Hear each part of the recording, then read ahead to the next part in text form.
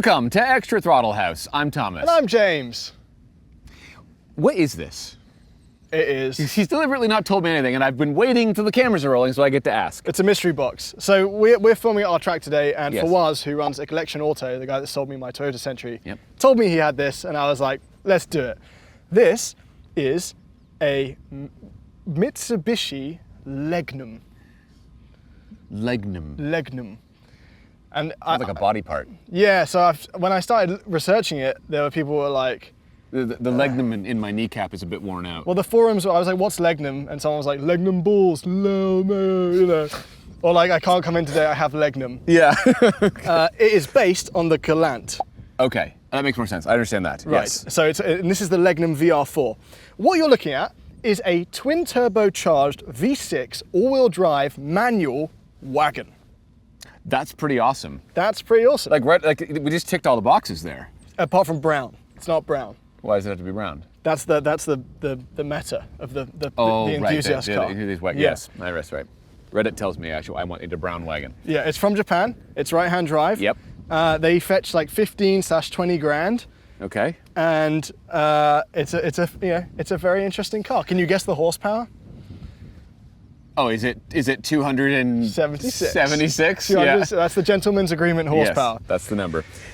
So I think this looks absolutely fantastic. It rolled up and I was like, whoa! So that was my first reaction. So I think this is the Type S. So the Okay. Type S gets the wider flares. Yep. It gets some special stuff inside the four-wheel drive system with the active yaw control, which is like the huge thing for this car. Oh, it has that? Yes. Wow, okay. This hood, I believe, is from the Super VR-4, which definitely never came in white and therefore is most likely aftermarket, as is the Evolution badge on the back. This Right. is the Evolution's big brother.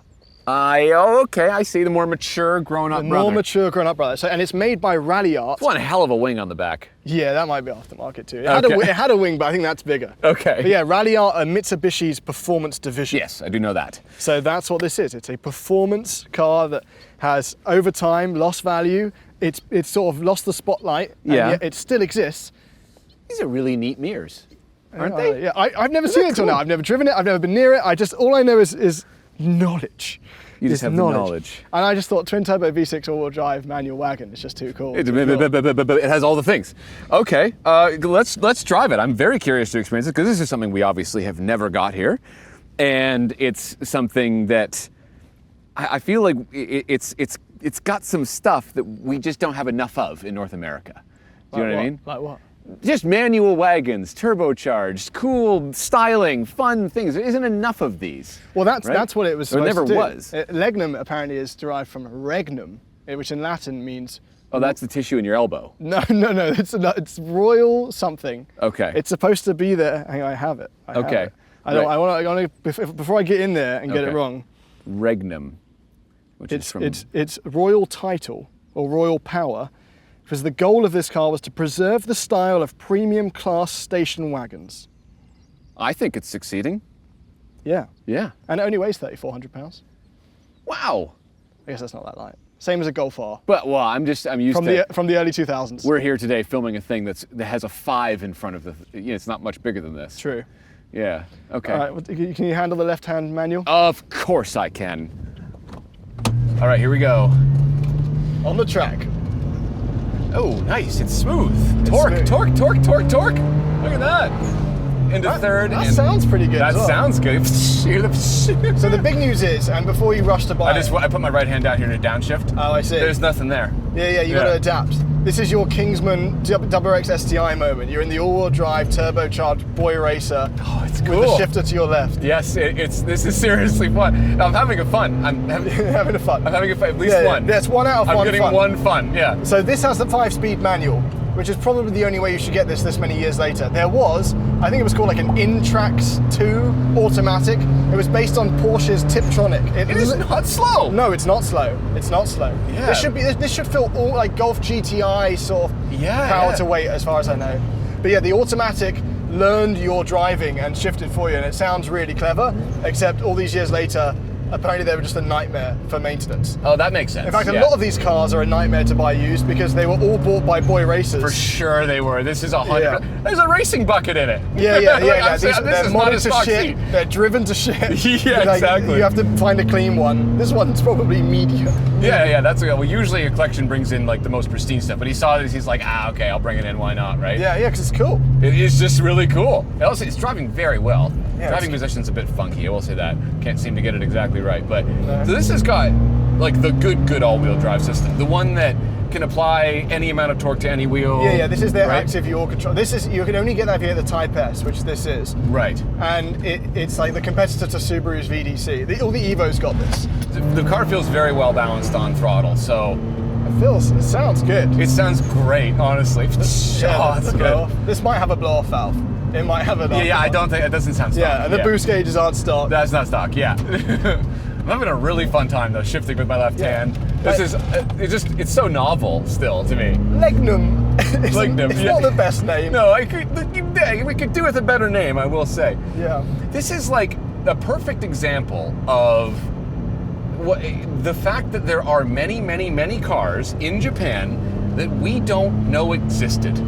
This is like one of those cars you're like, oh, there's a Mitsubishi Wagon with that all-wheel drive system with a turbocharger. He's like, I didn't have no anything. Why would we know? I wouldn't know. So it's really cool to see these things they're starting to come into North America now because of the import laws, right? So it's just really cool to experience these things we never got. And it's comfortable. It's actually quite comfortable. Yes, it's softer than it is sporty. Oh, it doesn't belong on the track, but just that's our playground today. But it's just nice to drive. Really smooth delivery of power right from 3,000 easily, right? I'm trying to think, like price-wise, Good this steering, sort feels of light. question for you. This matches the Magnum SRT-ish in terms of price Oh, interesting. in the used market. Actually, no, I think the Magnum fetches a premium. It does. Yeah, What- yeah, what Magnum's would- more money. What would you take? I would take this over the Magnum. That was quite quick. Yeah. Just because it's so interesting. It's so interesting to me. Like, what does that say? Who knows? I have no I looked idea. it up. You looked it up. It says okay. no smoking in this place, please. Okay, I'd leave that there. Right? Do you think you could deal with the right-hand drive? You know what? I'm having zero issues with it right now.